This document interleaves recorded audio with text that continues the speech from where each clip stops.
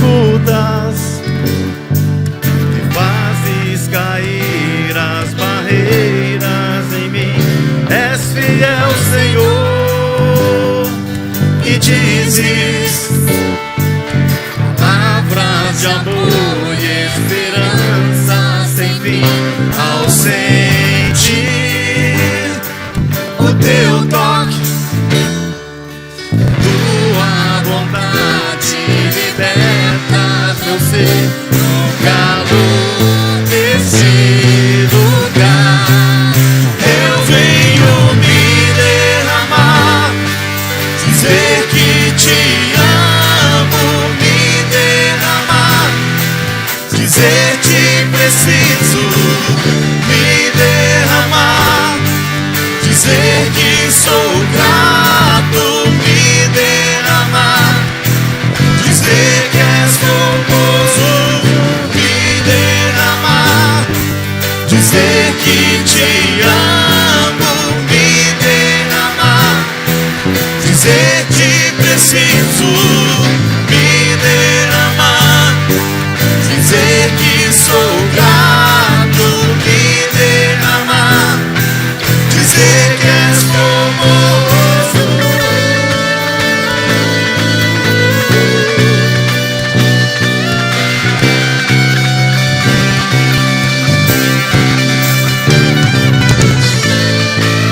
Quero convidar você a se colocar em pé, por favor. Vamos dizer no calor desse lugar. No calor deste lugar, Diga isso. eu venho me derramar, dizer que te amo, me derramar. Declare sua dependência do Senhor essa noite. Declare que você não tem outro lugar para ir senão a presença dEle. Me derramar, Com o mais forte que você puder, declare: eu vou me derramar. me derramar, dizer que te amo, me derramar, Senhor. Eu te preciso tanto, tanto, tanto, Senhor. Dizer sou grato a ti, Senhor. Dizer que és formoso. Senhor, nós estamos aqui diante da sua presença. Nós viemos aqui para derramar o nosso coração. Nós não viemos aqui para lamentar, para murmurar. Nós não viemos aqui para reclamar. Nós viemos para derramar o nosso coração, para desabafar a nossa alma perante a tua presença, para dizer que nós precisamos de ti e não encontramos outro lugar que possa nos refugiar, que possa nos sustentar, que possa nos fortalecer senão a tua presença. Senhor, nós entramos aqui essa noite com vontade de chorar, outros com vontade de se alegrar, tantos outros com vontade, Deus, de se derramar. E nós fazemos isso tudo no nome de Jesus. Nós nos aproximamos diante de ti e dizemos que nós precisamos e precisamos e precisamos. Precisamos de um milagre na nossa casa, precisamos de um milagre no nosso físico, precisamos de um milagre na nossa família, precisamos de um milagre no nosso trabalho, precisamos de um milagre na nossa fé, na nossa mente, nas nossas convicções. Precisamos de um milagre nos nossos sonhos, no nosso hoje, no nosso amanhã e no nosso ontem. Nós precisamos de ti, Senhor. Por isso, seja bem-vindo no nosso coração, seja bem-vindo ao nosso meio, seja glorificado em meio ao teu povo, e que o Senhor possa, Deus, essa noite ter liberdade para agir e manifestar o teu poder em nós e entre nós, em nome do Senhor Jesus. Se você veio aqui se derramar na presença do Senhor, aplauda o nome dele em nome de Jesus. Obrigado, Senhor. Obrigado, Senhor. Aleluia. Antes de você se assentar, cumprimente pelo menos umas 5 pessoas perto de você. Diga: seja bem-vindo em nome de Jesus. Isso, seja bem-vindo em nome de Jesus. Depois, se você cumprimentou o maior número de pessoas, você pode se assentar, por favor.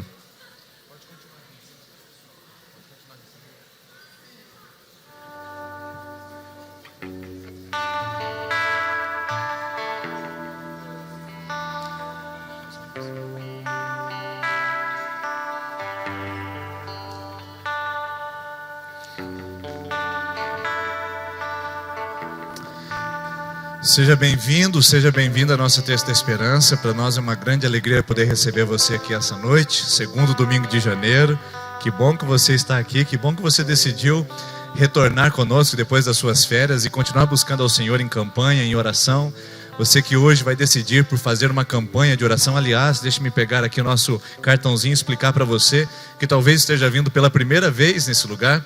A gente gostaria de explicar como funciona. A Terça da Esperança, nós temos aqui nós fazemos comumente as orações uns pelos outros. E nós fazemos isso através de pactos de oração, através de campanhas de oração. Então nós temos um cartãozinho que nós vamos entregar a você que quiser começar uma campanha. Como funciona? Você começa hoje a sua campanha, coloca-se diante do altar do Senhor e você vai apresentar um motivo diante de Deus. Pode ser a sua vida emocional que não vai bem, sua vida espiritual, alguma situação física, alguma situação familiar ou material. Todos esses ícones, todos esses segmentos de oração, você tem no seu cartãozinho para você acompanhar depois. Você vai anotar o dia que você começou, hoje, dia 10 de janeiro de 2017, e você vai acompanhar durante 7 terças-feiras a partir de hoje, quando a sua campanha terminar daqui 7 semanas. O que nós fazemos? Nós oramos. Nós entregamos diante do altar do Senhor uma necessidade, uma inquietação, um problema, uma angústia. Nós também agradecemos a Deus pelos milagres que Ele tem operado em nossas vidas e em nosso meio também.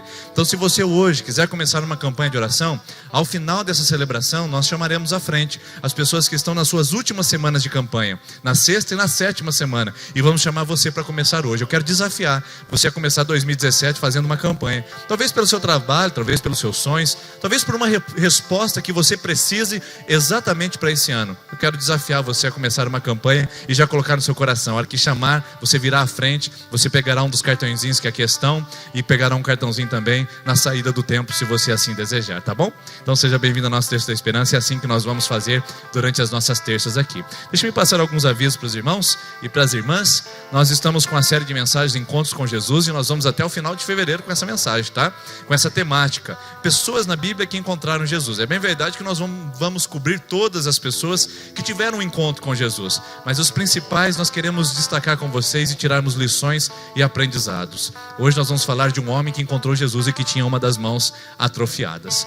Um aviso importante para você que só vem a Terça da Esperança. Eu quero desafiar você a fazer uma ponte aos domingos. Se você quiser aprender mais da palavra do Senhor, aos domingos à noite, às 19h30, nós estamos falando sobre desintoxicar a alma. Semana passada nós falamos sobre as palavras tóxicas, palavras que nós usamos e que ferimos as pessoas, e palavras que escutamos e que também nos ferem e que intoxicam a nossa alma. Quero desafiar você a fazer essa ponte aérea essa semana e vir no domingo que vem participar conosco da nossa celebração dominical sobre esse tema, desintoxicando a alma. Eu tenho um aviso muito legal para dar para você, que nós começamos ontem um projeto Karatê aqui na nossa igreja.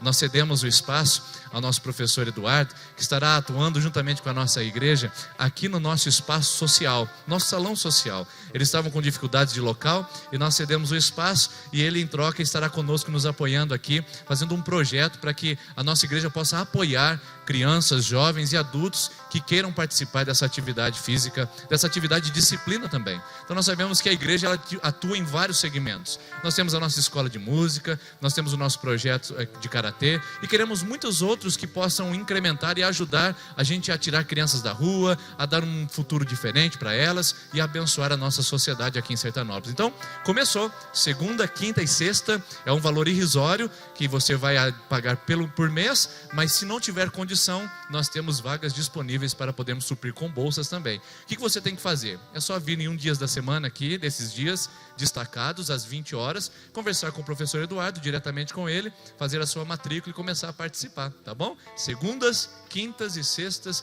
aqui no nosso salão social, das 20 às 21 horas da noite, tá bom? Você que faz parte do Que Discípulos, da nossa rede de crianças, de atendimento aos nossos filhos, aos pequenos, eu quero que você esteja atento a essa data. Sábado que vem, dia 28, no final do mês, sábado, dia 28, nós teremos um treinamento que começará no sábado e entrará para o domingo também. Mas começa sábado às 14h30. Então você do Que Discípulos está convidado a participar, convocado para voltar e retornar com todo o ânimo. E você que se interessa em trabalhar com crianças, que está aqui conosco. Pastor, mas eu não sou membro da igreja ainda. Venha participar do treinamento sem compromisso. Você que sente um queimar por essa área de ministerial. Você que eu gostaria de saber um pouquinho mais sobre esse assunto. Queria que você viesse nessa reunião sem compromisso. É só você procurar a Daniela, fazer a sua inscrição. é gratuito e você vai ter uma noção do que está acontecendo, quais são os sonhos da nossa igreja para a área ministerial infantil e da nossa comunidade. Você poder participar disso também vai ser uma benção, tá bom? Outro aviso é que nós estamos aí com o nosso encontro de casais já reservado local, Hotel Sesc Caiobá, no Paraná, aqui, e será nos dias 6 a 8 de outubro de 2017, tá bom? Então, se você tiver o seu interesse, a Rosângela já estará aqui no final da nossa celebração com as fichas de inscrição. São apenas 90 casais, queridos. E nós sabemos, esse ano nós levamos 74 casais e nós deixamos algumas pessoas para trás que infelizmente não conseguiram chegar a tempo antes que as vagas acabassem. E o mais interessante de tudo é que se você fizer a sua inscrição esse mês, você pode parcelar até em 10 vezes. Mês que vem 9, no outro mês em 8, entendeu? Até a data do evento. Então você pode fazer isso através de boleto bancário. É só você procurar a Rosângela ao final da nossa celebração e falar: eu quero investir no meu casamento, eu quero abençoar a minha família, eu quero fazer esse passeio espiritual, poder desfrutar de um tempo com meu esposo, a minha esposa, e também edificar a minha fé da minha família, tá bom? Então esse aviso é para você. Você também pode entrar no nosso site e conferir tudo que nós temos lá, nossas mensagens, nossas atividades, tudo que está acontecendo, para você poder participar também. Hoje nós estamos orando pelo mês de março. Nós estamos em plena campanha 12 por 12, 12 dias de oração por 12 meses de celebração. Então a gente consagra 12 dias do nosso janeiro para dizer ao Senhor: Senhor, me ajude a 2017 ser um ano abençoado, feliz, onde eu ouça a sua voz e seja sensível à sua vontade. Então nós vamos orar hoje por março. Eu quero convidar você a ficar em pé, por favor, no nome de Jesus. Fique em pé conosco e nós vamos orar pelo mês de março de 2017. Eu quero fazer isso em grupos, eu não quero fazer individual. Eu quero que você escolha aí perto de você de 5 a 6 pessoas e você pudesse fazer um ciclo que nós vamos orar pelo mês de março nesse momento. No mês de março nós temos as colheitas na nossa região. Que Deus abençoe a colheita da nossa região, do nosso país também. Mês de março nós temos também um grande grau de endividamento do brasileiro em virtude de grandes compromissos financeiros que chegam até o mês de março. Então nós vamos orar também pela nossa agricultura, vamos orar pelo nosso comércio regional, vamos orar pelas nossas finanças pessoais e nós vamos orar então pelas nossas famílias essa noite aqui nesse lugar também e consagrar o mês de março, tá bom? Olha para a pessoa que está perto de você nesse círculo e pergunta para ela assim: você tem um pedido de oração? Isso. Então faça agora ou peça depois. Então vai lá, pode fazer 2 minutinhos para vocês fazerem os pedidos de oração, tá bom? Bem rápido e objetivo. E nós vamos orar por 3 temas essa noite: nossa agricultura, nosso comércio, a nossa família e mais um tema, na verdade, a questão financeira da nossa vida pessoal. Pode fazer os pedidos de oração em grupos agora.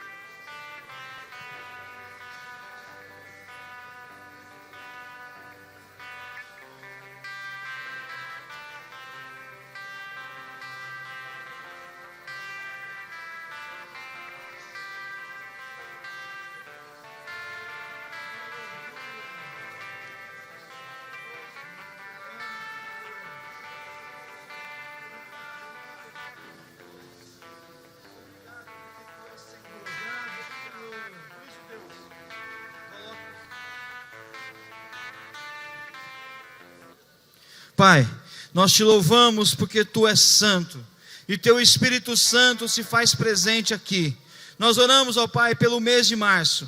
Até aqui o Senhor tem nos abençoado. Até aqui, ó Pai, o Senhor tem feito, Deus, transbordar os nossos celeiros. O Senhor tem aberto as portas, ó Pai, Pai, muitas vezes nós achamos que não vai dar certo, muitas vezes nós achamos que o Senhor não vai chegar, mas o Senhor, na sua infinita misericórdia, nos abençoa, nos guarda, nos honra. Ó Deus, nós te louvamos, porque o Senhor é um Deus de misericórdia, e ao final deste ano, nós possamos dizer, aleluias, o Senhor novamente nos abençoou, novamente esteve conosco. Obrigado, Senhor. Espírito Santo, aqui há corações com muitos pedidos, Pai, em nome de Jesus, que eles possam, Deus, ser os pedidos do teu coração, ó Deus, que os sonhos sejam os sonhos do teu coração, que o Senhor possa, Deus, preparar, possa, Deus, executar, ó Deus, e ao final nós possamos colher dos frutos para o teu reino. Obrigado, Pai, em nome de Jesus, amém.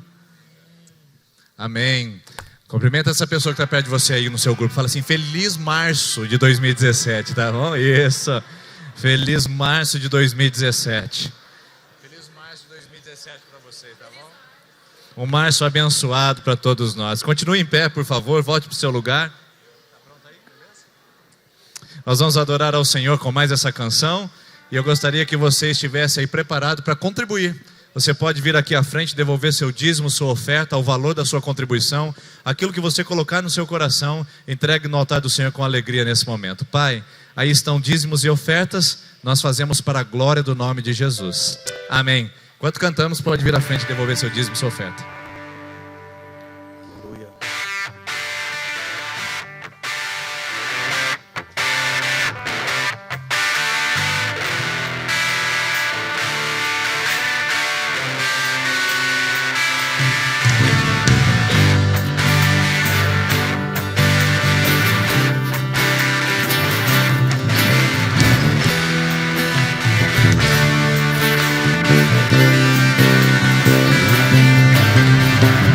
Te busco, te procuro, ó Deus. No silêncio tu estás. Eu te busco, toda hora espero em ti. Revela-te a mim, conhecer-te eu quero.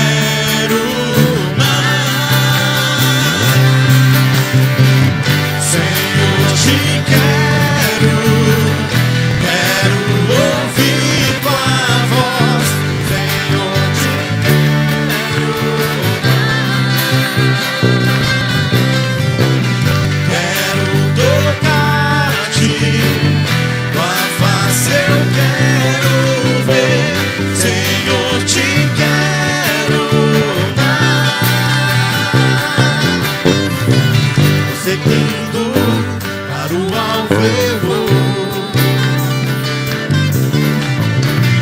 coroa a conquistar.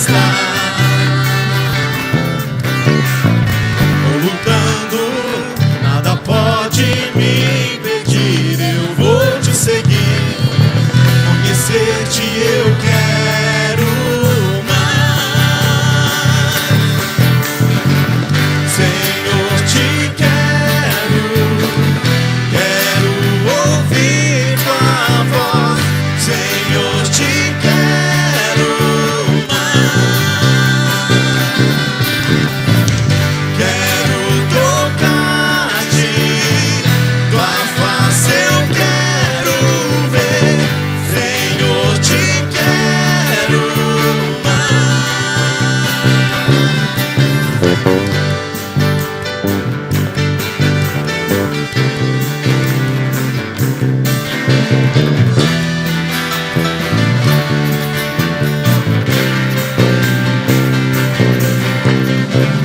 Seguindo para o alvo eu vou,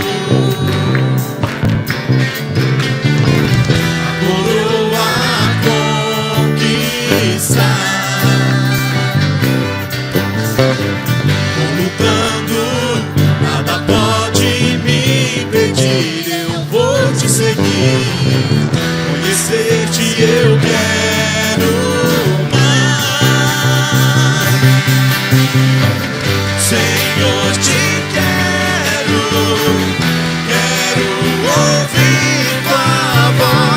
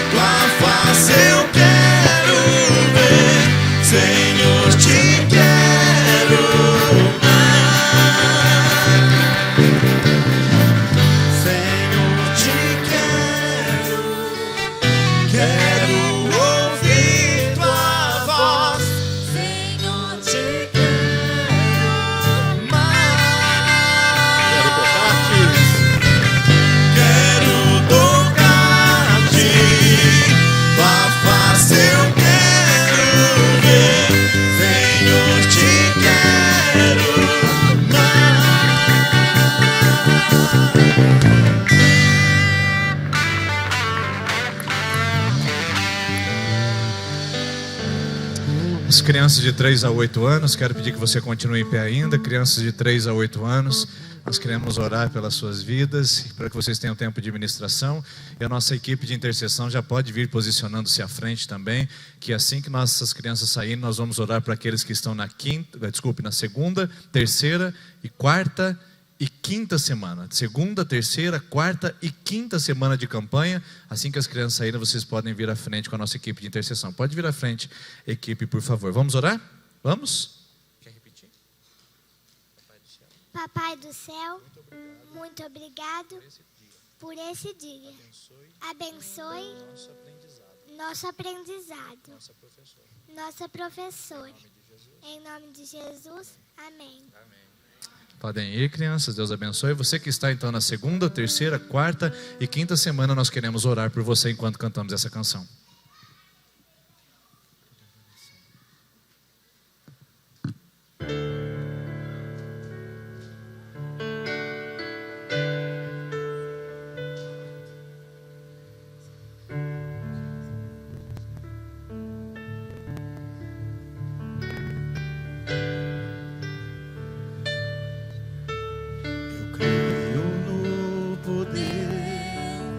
Dos joelhos que se dobram, eu creio no poder da oração. Eu creio no poder das mãos que se levantam. Eu creio no poder da oração. Vou levar meus problemas pra Deus, entregar meus problemas pra Deus, abençoar minha família, minha casa, meus irmãos, porque eu creio no poder da oração. Eu creio no poder da oração. Eu creio no poder da brasa viva no altar, incenso misturado à oração. Quando o anjo oferecer, a trombeta vai tocar. Deus vai mover os céus, a terra e o mar. Vou levar meus problemas pra Deus, entregar meus problemas pra Deus, abençoar minha família, minha casa, meus irmãos, pois eu creio no poder da oração. Eu creio no poder da oração. Vou levar meus problemas pra Deus, entregar meus problemas pra Deus, abençoar minha família, minha casa, meus irmãos, pois eu creio no poder da oração. Eu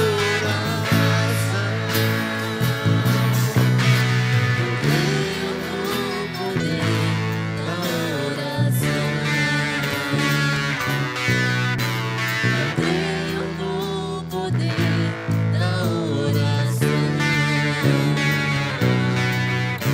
Eu creio no poder da oração.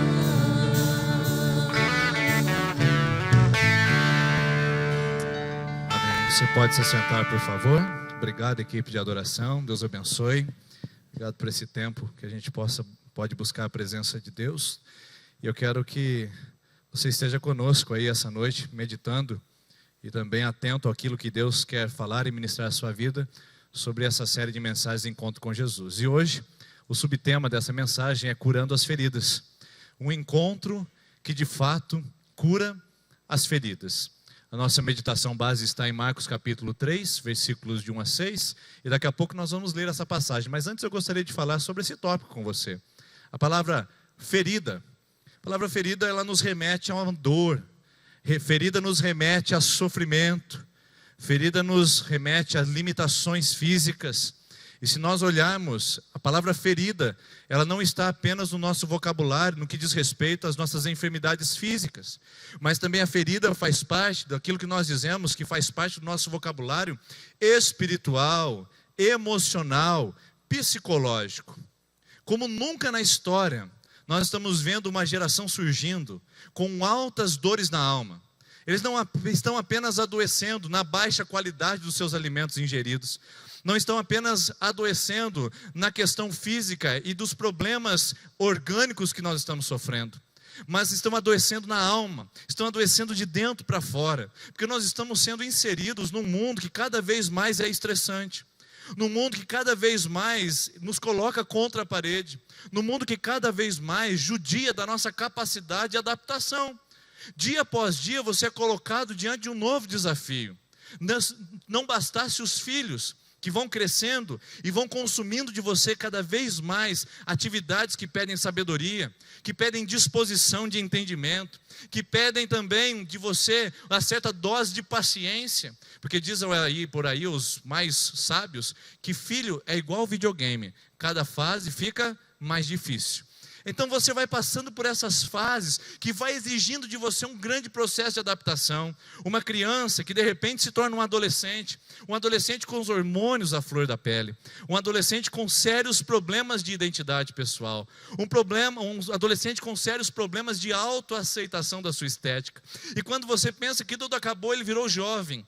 E aí vem a fase do namoro, vem a fase dos relacionamentos, vem a fase da autonomia, vem a fase da faculdade, da universidade. Então você tem que se adaptar a uma nova realidade. E de repente, quando você acha que você já se adaptou, vem a fase do casamento. E um corpo estranho é inserido dentro da sua casa. Você que era acostumado a almoçar, você, sua esposa e sua filha, agora tem um camarada com barba por fazer que senta e chama você de sogrão.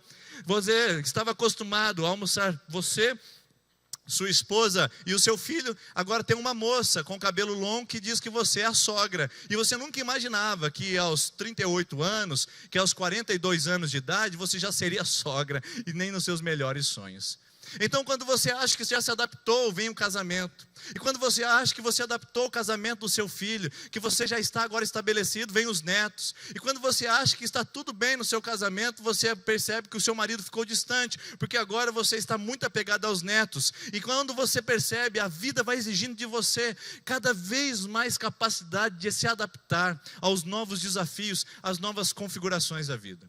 Mas não é apenas no âmbito familiar. A gente pode também usar o exemplo do trabalho. Você se forma e você corre louco atrás do mercado de trabalho. E quando você entra, você volta para sua casa feliz e diz: enfim consegui. Já não sou mais um entre os milhões de desempregados no Brasil. Agora eu tenho carteira assinada. Mas aquela carteira assinada que brilha os seus olhos por alguns dias parece tão pouco depois de você olhar um cargo superior. Então você faz a sua pós-graduação e você tenta se dedicar ainda mais para que isso aconteça. E aí você consegue uma promoção dentro da empresa. Quando você chega a esse cargo, você percebe que tem um degrau um pouquinho mais elevado que você gostaria de ir, e então você não consegue chegar. Passam-se 1, 2, 3, 5 anos e você acha, bom, acho que agora é hora de mudar de emprego, já que estagnou a minha vida profissional, e lá vai você começar tudo de novo numa outra empresa. Então você vai se adaptando, e parece que isso nunca acaba.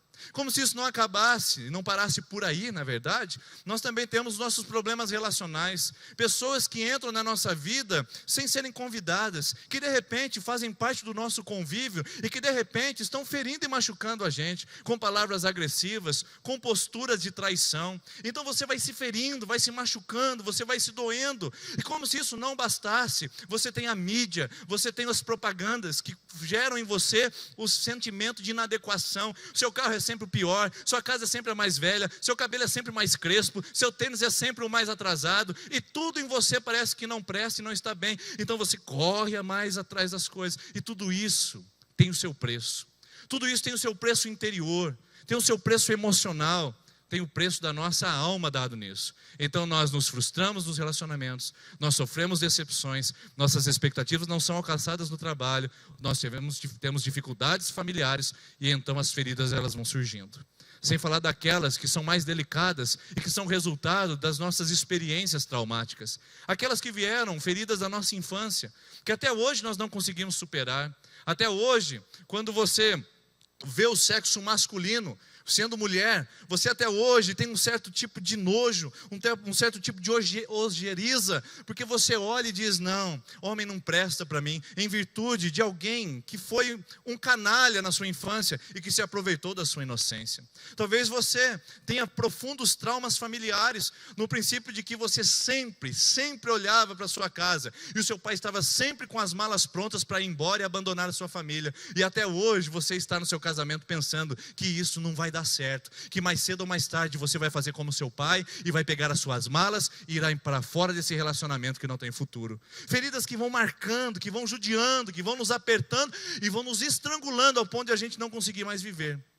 Isso aqui são apenas alguns exemplos. Eu teria milhares de outros para oferecer para você. Eu poderia fazer um catálogo de muitas conversas que eu ouço no meu gabinete pastoral e que pelo sigilo e pela ética eu não posso compartilhar com vocês aqui em nenhum lugar. Mas histórias de pessoas que estão feridas de um mundo que não tem misericórdia, feridas por um mundo que é cada vez mais cruel. Então, o que eu entendo hoje é que nós estamos vendo surgir uma geração de pessoas feridas e machucadas sem precedentes na história. A gente está assistindo isso. Os nossos filhos estão sendo feridos, porque eles não fazem parte de grupos sociais na sua escola. Você sabia que a sua adolescente que está deprimida lá no quarto, essa semana, ou quando ela estava na escola, algumas meninas brincaram com ela por ela ser boca virgem, por ela ser bebê e não ter beijado ninguém ainda, e lá está ela deprimida, se achando inferior, porque ela não beijou ninguém. Feridas causadas pelas pressões de amigos, pressões sociais, e nós já fomos muito além do BV. Tem muitas outras questões de virgindade que já foram rompidas e que infelizmente foi pela pressão e pelas feridas surgidas. Nunca nós vimos uma geração ter tanto acesso à informação, nunca nós vimos uma geração ter tanto acesso ao entretenimento, mas por outro lado, nós nunca vimos uma geração sofrer com tantas feridas na sua alma, em virtude de relacionamentos destroçados em sua família, em virtude das suas experiências traumáticas e em virtude de um mundo que cada vez nos coloca contra a parede. Então, será que isso fica restrito à nossa vida? Será que isso tem alguma forma de a gente estancar? Será que existe uma possibilidade de a gente parar com esse processo cíclico de sermos feridos e contaminarmos com feridas tóxicas? Será que existe alguma maneira de a gente paralisar isso? Eu acredito que sim. E essa noite eu quero apresentar uma maneira de você estancar e parar o ciclo da ferida na sua vida, de você parar de revolver na lama do passado e de você parar de ficar lambendo as próprias feridas num sentimento de autocomiseração. Uma forma de você de enfim ser curado e liberto dessas dores que afetam a sua alma e o seu emocional. Eu quero mostrar para vocês uma pessoa que pode fazer isso. E eu quero começar com Marcos capítulo 3, versículo 3 a 5.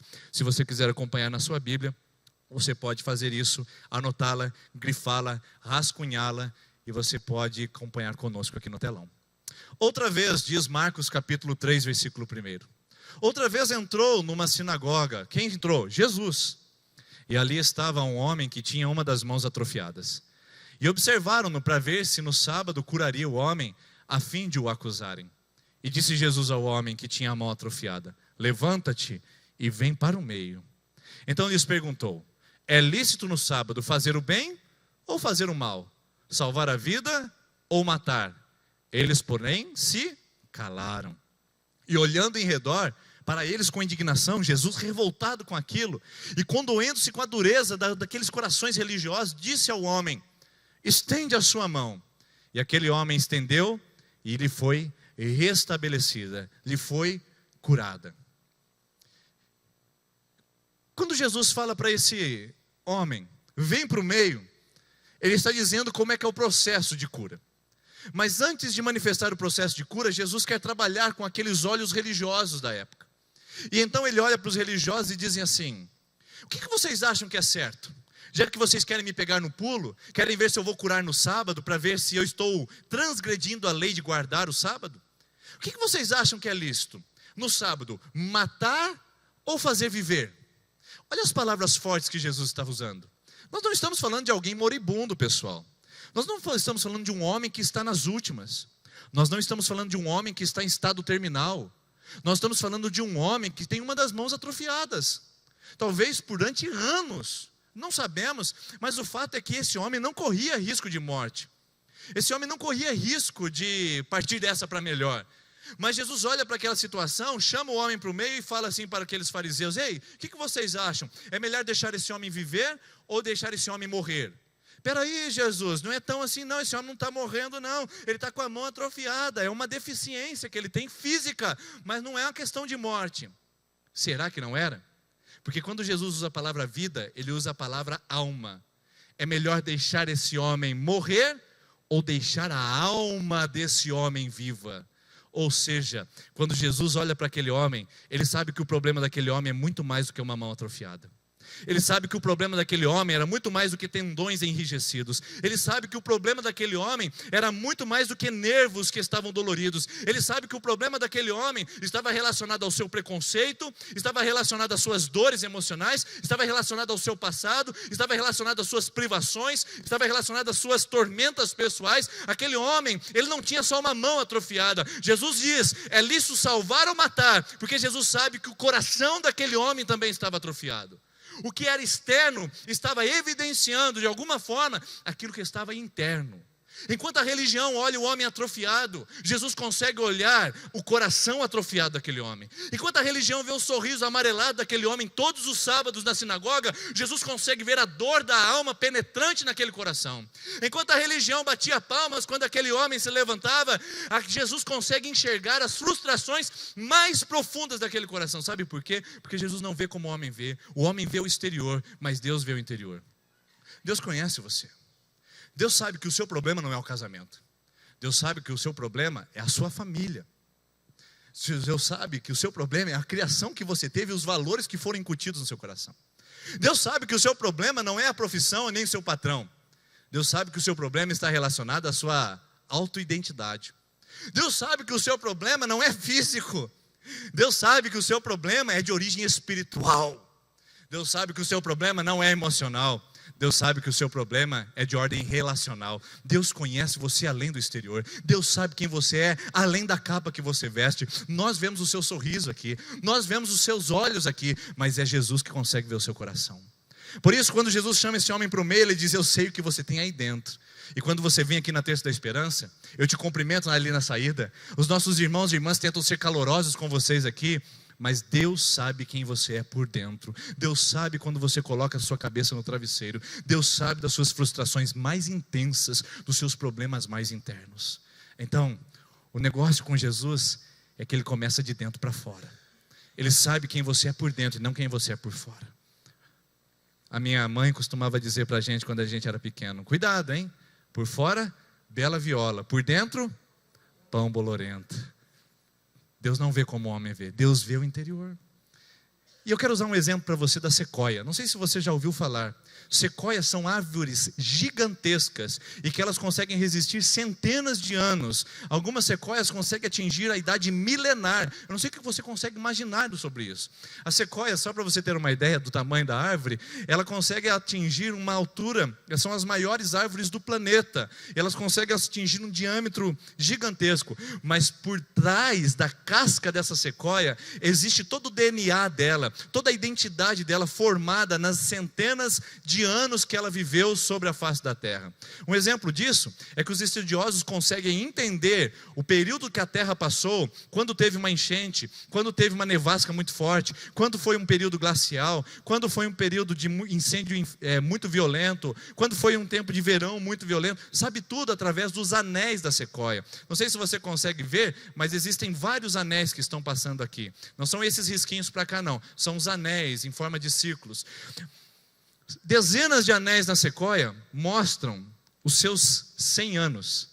Ou seja, cada anel mostra o que essa árvore passou em 100 anos. Porque ela começa e a sua casca teve uma nevasca. Então a sua casca registra o problema da nevasca. Depois ela vive mais 100 anos e a sua casca registra um problema de um incêndio, por exemplo. Depois a sua casca registra um problema de falta de mineral na terra. Então as suas cascas vão progredindo e ela vai deixando anéis, vestígios do seu passado. É isso que uma sequoia é. A sequoia mostra para a gente que, a verdade, o interno revela o externo. Quando você entende e olha para uma sequoia, você não vai olhar a casca e a robustez dela. Você vai olhar por dentro e vai entender a história dela até chegar àquele ponto. Por isso eu digo para você essa noite, eu digo que o seu interno é o que revela o seu externo. Sabe qual é o nosso problema, irmãos? O nosso problema é que a gente atinge os efeitos colaterais só de um casamento. A gente atinge os efeitos colaterais de um relacionamento quebrado. A gente só vê os efeitos colaterais de uma pessoa infeliz e insatisfeita no trabalho. A gente só fica nos efeitos colaterais de um filho rebelde. A gente não vai no âmago, a gente não olha os anéis, a gente não enxerga o DNA da vida daquela pessoa. A gente fica aí, de alguma maneira, espantando mosquito e batendo barata, sem remover o lixo. Eu costumo usar esse exemplo para explicar para você o que é uma libertação espiritual. Suponhamos que nós tenhamos aqui no fundo um lixão. E aqui você está no culto nesse momento e está passando barata no seu pé. Ah, que nojo, barata. E uns mosquitos. E você não consegue nem prestar atenção. E aí no final do culto você fala assim para mim, pastor, é o seguinte, essa igreja precisa passar por uma detetização urgentemente, porque ninguém merece ficar no meio de barata e mosquito. Eu falo, você está certo, vamos resolver esse problema. Aciono então nossa equipe e nós viemos aqui a fazer uma detetização. E passamos. 3 terças-feiras você está bem. Na 4ª terça-feira mais uma baratinha, um mosquitinho. Na 5ª está tudo de novo. O que aconteceu? Eu passei o veneno. Eu detetizei. Mas o lixo ainda continuou lá e continuou atraindo mosquito e barata. Vocês perceberam o que a gente faz muitas vezes com a nossa vida? A gente fica cuidando do exterior. A gente tenta fazer coisas que melhorem por fora de nós, quando na verdade o problema está dentro de nós. A gente fica tentando acalmar a tempestade fora de nós, no casamento, no trabalho, na vida profissional, na universidade, nos estudos, no namoro, no noivado. A gente tenta acalmar a tempestade fora de nós e a gente esquece que o que está em desordem é o que está dentro de nós. Por isso que quando Jesus manda os discípulos para o barquinho e fala, vão para lá que vai ter uma tempestade, Jesus primeiro permite que eles se assustem com a tempestade, e quando Jesus se apresenta diz, paz seja convosco, ou seja, antes de acalmar essa tempestade, acalme o coração de vocês. Antes de cuidar da tormenta exterior, eu preciso cuidar da tormenta interior. É isso que Deus quer fazer com você, minha irmã. O seu problema não é externo, o seu problema é lá da alma, é a sequoia, que tem os DNAs que mostram quem você é e o que você passou até chegar aqui. Agora, se a gente continuar tratando os seus efeitos colaterais, nós não chegaremos a lugar algum. Se a gente estiver com pedra no rim e ficar de Buscopan em Buscopan, dificilmente nós resolveremos esse problema. Mas nós precisaremos de alguém que cuide de nós, alguém que nos dê a direção para tratar a nossa enfermidade. E é isso que essa noite eu quero mostrar para você através da palavra de Deus. Para você sair do efeito colateral e ir direto ao centro gravitacional do seu problema, a raiz. Então eu quero apresentar para você, através desse texto, as raízes dessa ferida. E a destruição que uma ferida mal curada causa no seu coração. Deixe-me mostrar para você o contexto desse texto. Em primeiro lugar, eu acredito que a destruição causada pela ferida, ela impõe sobre a nossa vida limitação. Quando eu falo limitação, pessoal, eu uso o exemplo desse homem com a mão atrofiada. A palavra de Deus diz que esse homem, ele era atrofiado da mão direita. O texto que nós lemos não relata a mão, mas o Lucas capítulo 6, versículo 6 fala que é a mão direita. Lucas é médico. Lucas sabe o que é ser enfermo da mão direita. Sabe por quê? Porque naquele tempo a mão direita era a mão do trabalho. Havia muitos artesãos e havia muito também agricultores. Artesãos e agricultores trabalhavam, e a mão do trabalho era a mão direita. Então, se uma pessoa não tinha a eficiência da sua mão direita, provavelmente ela iria servir como escravo, ou ela ia ser colocada de lado, desprezada na sociedade, porque a mão direita é a mão do lucro, é a mão do trabalho, é a mão da sobrevivência. Mas não somente isso, a mão direita é a mão da guerra. Qualquer jovem que nascia no território de Israel, ele já era imediatamente preparado para o alistamento militar. Numa região que tem conflitos até hoje, pessoal. 2000 anos depois não mudou nada. Então um jovem judeu já nascia sabendo que ele teria que servir na guerra. Saberia que ele tinha que servir o seu país no seu arsenal militar. Então, quando esse homem foi para se alistar, eles disseram: infelizmente, o senhor terá que voltar para casa, ficar com a mamãe e lavar louça para ela. Atividades mais leves, porque você não pode empunhar uma espada. Esse homem era limitado. Ele podia ir até um determinado momento, dali ele não podia avançar mais, porque a enfermidade que ele tinha, a atrofia, colocava sobre ele uma limitação. Agora imagina o que gerou nesse coração. A enfermidade gera limitação. Enquanto você não tratar, meu irmão, minha irmã, enquanto você não resolver o problema da mágoa no seu coração, isso vai ser um fator limitador para você em todos os relacionamentos. Todo mundo vai estar errado, só você vai estar certo sempre. Entendeu? Todo mundo quer te ferir e só você que é a vítima de todas as situações. Enquanto você não tratar o seu ferimento, ele vai te limitar a todos os relacionamentos. Aí depois que você tiver um relacionamento com alguma pessoa, você sai dele e alguém vai dizer: você viu, fulano, é tão difícil, né? Tão difícil, porque tudo é culpa nossa, não pode dizer nada para ele se dói, ela se dói. Por causa da mágoa. Enquanto você não tratar o ressentimento, esse aí vai adoecer, vai envenenar a sua alma, vai envenenar tudo que você é. Sabe, a sensação de vingança, de inveja que todo mundo tem e você não tem, é o ressentimento, é aquilo que está interno, a falta de perdão, limitação. Enquanto você não sair desse pecado, minha irmã, não vai virar. Deixa-me ser bem sincero com você. Assim, eu gosto de ser sincero, e eu sei que às vezes você veio como visitante e não sabia disso, mas deixa eu me falar para você. Transar antes do casamento é pecado, entendeu? É pecado. Deus nos fez para termos uma mulher só e um homem só na nossa vida, e isso depois do casamento. E aí, quando você está no pecado de sexo antes do casamento, você está impondo em você um fator limitador. Sabe como? Você quer casar, não quer? Seu sonho é casar. Agora você está dando tudo para o camarada de mão beijada. Ele vai lá, tem tudo o que ele quer, uma noite regada a prazeres. No outro dia ele devolve você para o papai e para a mamãe. Quando briga, ele vai lá e leva para o papai e para a mamãe. Quando ele não tem dinheiro, ele fala: vamos comer na casa do papai e da mamãe. Quando os problemas afetam, que tal a gente dar um tempo? Já percebeu? E você quer casar? Assim? Você acha que esse cara vai casar com você quando? Quando? Então no pecado ele te limita. Você não vai conseguir ser feliz nesse relacionamento enquanto não abandonar e não andar em santidade e falar: opa, quer comer o bolo? Primeiro tem que assoprar a vela.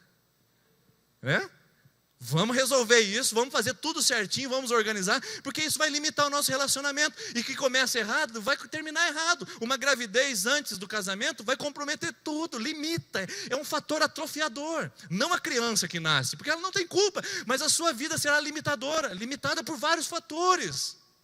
Então você está percebendo que as feridas da nossa alma, que nós vamos abrindo e reproduzindo, elas vão impedindo a gente de ser feliz, de ser realizado. Vou dar mais um exemplo para você. Você não consegue progredir na vida profissional ou na vida financeira, melhor. Você não consegue. Sabe por quê? O cartão está sempre estourado. Você está sempre trabalhando para pagar o que tem na frente. Eu não sei de onde a gente tirou essa cultura. Porque primeiro a gente trabalha e a gente compra com o que a gente ganhou. A gente não faz uma coisa que a gente ainda não tem. Mas a nossa cultura brasileira nos jogou a possibilidade de 18 vezes, 60 vezes, 180 meses, e a gente está indo nessa. Mas a verdade é que não é só o caso de comprar, é o caso do consumo. Então há uma ferida na sua alma. Você nasceu de uma condição desfavorável, onde as pessoas classificavam você em classe C. Então você disse para você mesmo: um dia eu vou subir na vida e não vou ser mais classe C. Um dia eu vou chegar lá. Só que você não chegou lá financeiramente, e talvez nunca vai chegar, porque essa divisão de classe é uma mentira ilusória para nós. Pergunta para alguém que está na classe A se ele é classe A, ele sempre quer ir na classe A+. Então você vai olhar que isso nunca chega, isso nunca para. E você estoura um cartão, estoura 2 cartões, entrega mais um cheque sem fundo, e a coisa vai avançando, desenvolvendo, degringolando. Então você está limitado pela enfermidade. Sabe por quê? Você quer consumir para ser alguém. A ferida na sua alma faz você ser endividado. Não é o Brasil que está em crise. Não é o crediário que diminuiu. Não é a oferta de crédito que acabou.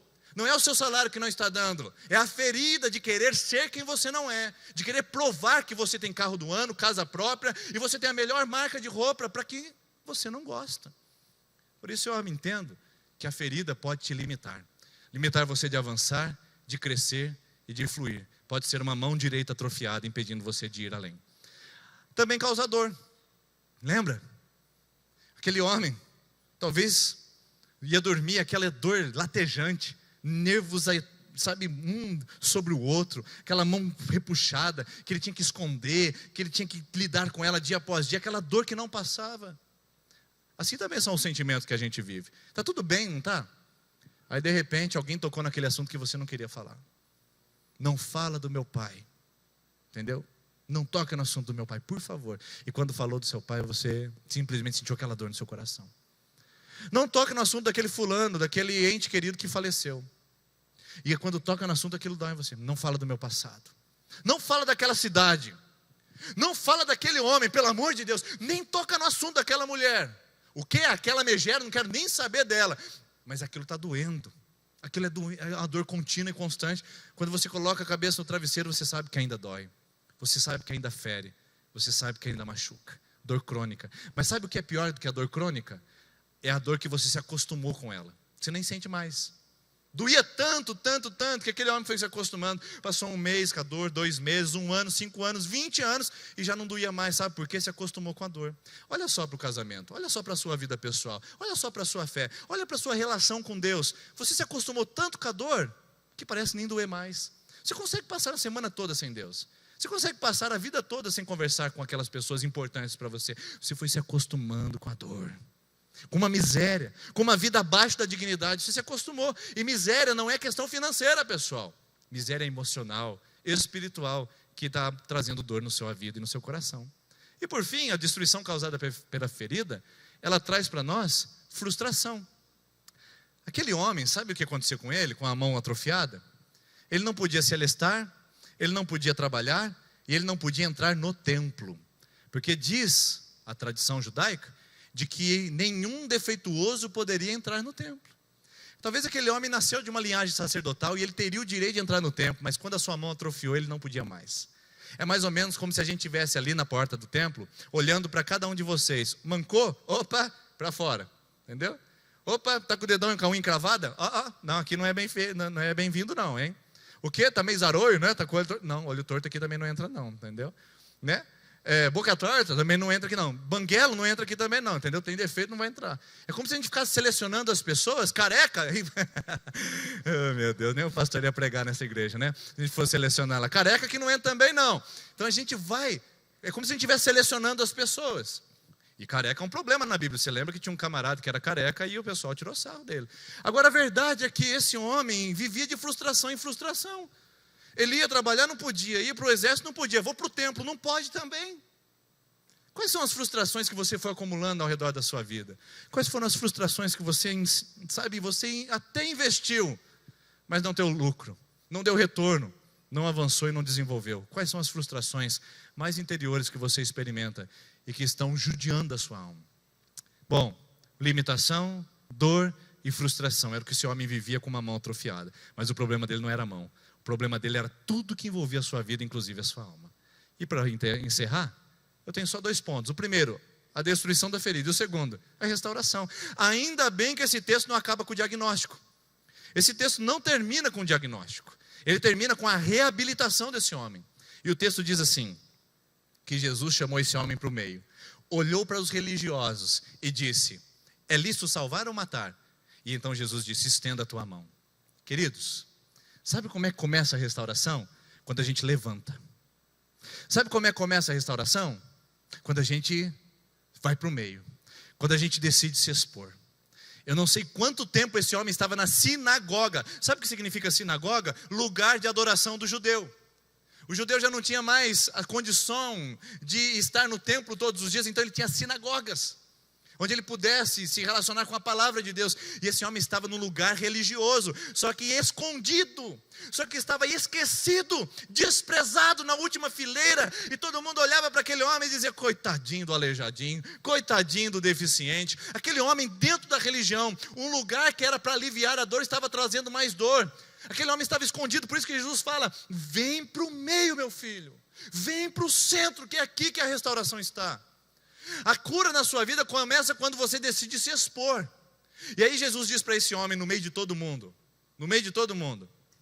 é lícito matar ou é lícito dar a vida? E o que a Bíblia diz que esses homens fizeram, os fariseus, como é que eles ficaram? Calado. Sabe o que eu aprendo aqui? Eu aprendo que quando Jesus pergunta, a religião se cala. Porque quando Jesus perguntou para eles, o que nós vamos fazer com esse homem da mão atrofiada, eles não tinham respostas. Sabe por quê, meu irmão, minha irmã? Religião não traz resposta para a sua vida. Vir à terça da esperança não traz resposta para a sua vida. Fazer uma campanha como uma simpatia não traz resposta para a sua vida. Ir ao budismo, ao espiritismo, ao candomblé, ir a cartomante, ir ao adivinho, ir às religiões orientais não trazem resposta para a sua vida. Sabe por quê? Porque a religião por si não traz resposta a ninguém. Ela não tem resposta, ela tem, por melhor das hipóteses, perguntas mal elaboradas ainda. A religião, a Igreja Presbiteriana Independente para você, não tem nada a te oferecer a não ser um nome: Jesus Cristo. O que você precisa encontrar essa noite não é mais uma religião. O que você precisa encontrar essa noite não é uma simpatia, não é uma corrente espiritual. Você precisa encontrar uma pessoa que vai transformar sua vida, vai transformar seu casamento, vai mudar a sua história, vai visitar o seu trabalho, vai visitar a sua alma e vai trazer a restauração e a libertação que você precisa. Porque quando Jesus pergunta, a religião não tem resposta. E agora? O que você vai fazer com isso? Talvez aqui você consiga encontrar. Porque aqui nós falamos do nome de Jesus. Aqui nós exaltamos o nome de Jesus. Aqui nós dizemos que é Ele que cura, é Ele que salva, é Ele que liberta, é Ele que transforma. Não é o pastor, não é a oração e a imposição de mão dos irmãos, não é a corrente. Quem salva, liberta é Jesus Cristo de Nazaré. A sua corrente de oração, a sua vinda à terça da esperança é para expressar: eu quero me encontrar com aquele homem, eu quero me encontrar com Jesus Cristo. É Ele que salva a minha vida, é Ele que tem a resposta para minhas dores, é Ele que trata os meus traumas mais interiores. É nessa pessoa que está a sua cura, minha irmã. É nessa pessoa que está na sua libertação. Agora, se você veio na terça da esperança para mais uma religião, como tantas outras que você é simpático, sinto lhe dizer, se você não encontrar Jesus, é provável que você saia da mesma maneira que entrou. Porque quando Jesus faz a pergunta, a religião não tem respostas. Então, a religião não pode oferecer a resposta que só Jesus pode dar para você. Quero convidar você a ficar em pé, por favor. A equipe de adoração que vem aqui à frente. Eu quero encerrar com essa frase: a religião não pode oferecer a resposta que só Jesus pode dar para você. Nós queremos apresentar para você hoje uma pessoa. É Jesus Cristo. E nós vamos cantar uma canção que fala que eu creio que Tu és a cura. Eu creio que Tu és tudo para mim. Nesses 5 minutinhos que nós temos aqui para nós fazermos o nosso tempo de oração, eu quero que você coloque sua vida no altar do Senhor. Porque Jesus disse para aquele homem: vem para o meio. E quando o homem vem para o meio, ele fala, escondendo a mão, quem sabe, né? Eu fico imaginando esse homem escondendo a mão. E aí Jesus fala para ele: estende a tua mão. Por que eu acho que ele está escondendo a mão? Porque ele não veio assim: ai, Jesus cura. Ele veio: pois não, Senhor, pois não. E Jesus fala: estenda a sua mão. Não. Estende a sua mão. Não faça isso comigo. Estenda a sua mão. Não, é muita dor, é muito sofrimento, é muito preconceito. Estenda a sua mão. É sinal de: expõe a sua dor para mim, mostre para mim, porque quando você estender a sua mão, você vai mostrar a sua dor. E quando você mostrar a sua dor, eu poderei curar. Eu quero convidar você essa noite a estender a sua mão. Eu quero convidar você essa noite a colocar no altar do Senhor a sua vida. Alguma coisa que está doendo, que está limitando, que está impedindo você de ser feliz, realizada, ter sucesso, de ter paz no seu coração. Enquanto nós cantamos essa canção, eu quero que você venha aqui à frente. Eu quero orar com você, com todos vocês que quiserem expor a Deus alguma coisa. Fala: Senhor, está aqui. É isso que dói em mim, é isso que dói na minha alma, é isso que dói no meu interior. Todos vocês que querem expor uma ferida diante do altar do Senhor, algo que está limitando, impedindo você, venha aqui à frente enquanto nós cantamos essa canção. Eu quero orar com você, por você, nesse lugar, em nome de Jesus.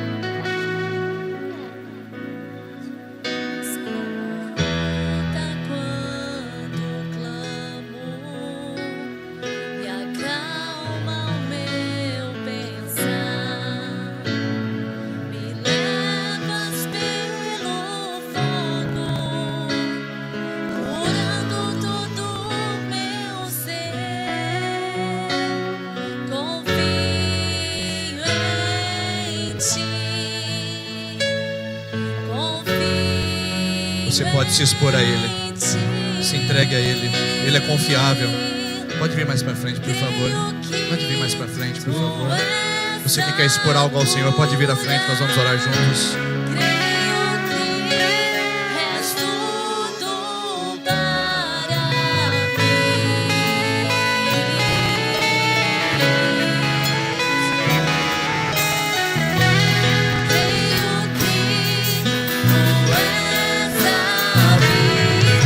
Você crê nele? É nele, é no nome de Jesus.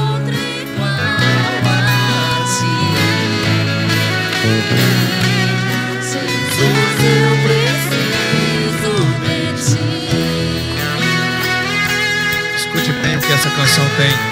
Escute bem o que essa canção tem a dizer para você.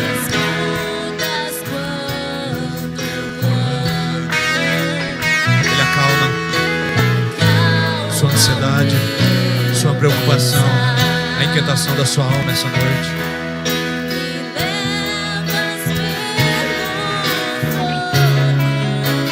Mostre a sua ferida a Ele. Deixa Ele curar todo o seu ser, toda a sua alma. Confiamos em Ti, Jesus.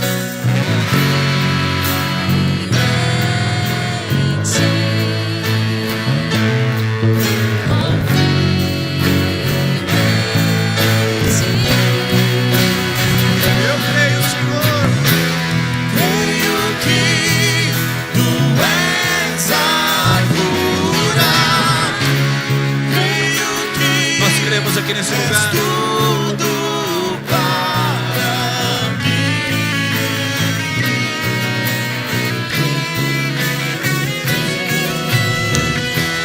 Creio que Tu és a vida.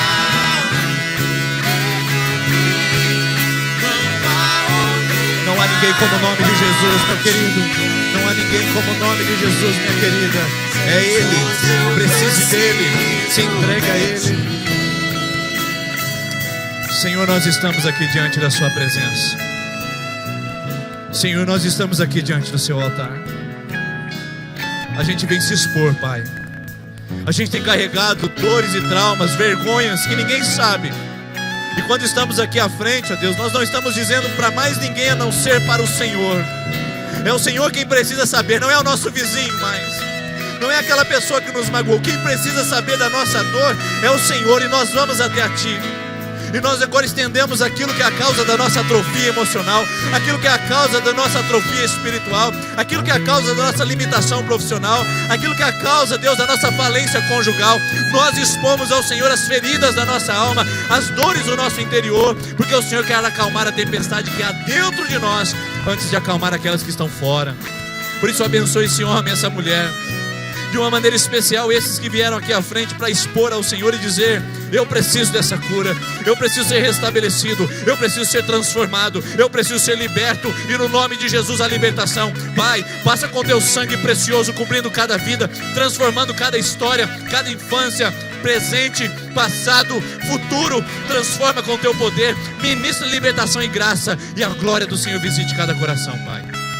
Senhor, nós oramos principalmente, Pai, para aqueles que ficaram nos seus lugares e ficaram temerosos em expor algo diante do Senhor, ficaram pensando o que os outros vão pensar.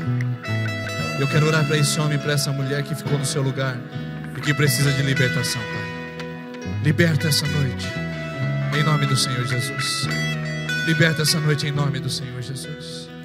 Passa aqui nesse lugar, Pai. Visita-nos e faz desse nosso coração uma habitação. Não seja visitante hóspede, mas seja morador residente do nosso coração, Pai. Expulsa o lixo. Tira, Senhor Jesus, a contaminação. E cura as nossas feridas sangrentas. E traz o bálsamo que vem da Tua presença. Cobre, Pai, o Teu povo essa noite. Cobre com a Tua presença, Senhor Jesus. Ainda aqui na frente, meus irmãos, você que está na quinta semana, desculpe, na sexta semana, na sétima semana de oração, e você que vai começar a sua campanha de oração hoje, sexta, sétima e começando hoje a primeira semana, levante uma das suas mãos assim para o céu. Nós vamos orar por vocês. Senhor, nós vamos orar por todos juntos aqui nesse lugar. Nós intercedemos por aqueles que estão na sua sexta semana de oração, que estão, ó Deus, insistindo e persistindo no seu altar. Aqueles que estão na sétima, completando hoje, ó Deus, esse ciclo que começou, um ciclo de dependência ao nome de Jesus, que deixaram de vir a esse lugar apenas como um ritual, e deixaram de vir a esse lugar como um evento, e vieram para encontrar o Senhor, ó Deus, semanalmente, e dizer: eu preciso de Jesus. E essa pessoa hoje, Pai, que está começando a sua campanha, que o Senhor visite esse coração, manifeste o seu poder, e que hoje ela já sinta, e ele já sinta o toque especial da tua cura, e já sinta que o Senhor tem algo precioso para essas próximas semanas, de que o Senhor é poderoso para fazer o impossível, de que o Senhor é poderoso para abrir portas que estão trancadas, caminhos que estão escondidos. O Senhor é poderoso, Pai, para trazer milagres que não são alcançáveis pela força humana. Senhor, nós oramos, Senhor, nós buscamos a tua face pelos nossos irmãos e irmãs que estão em campanha, e que a glória do Senhor se manifeste e o poder do Senhor se manifeste em nome de Jesus. Vamos cantar mais uma vez com as nossas mãos erguidas. Creio que tu és a cura. Vamos dizer isso? Levante suas mãos. Ele está passando aqui sobre nossa vida. Senhor, aleluia.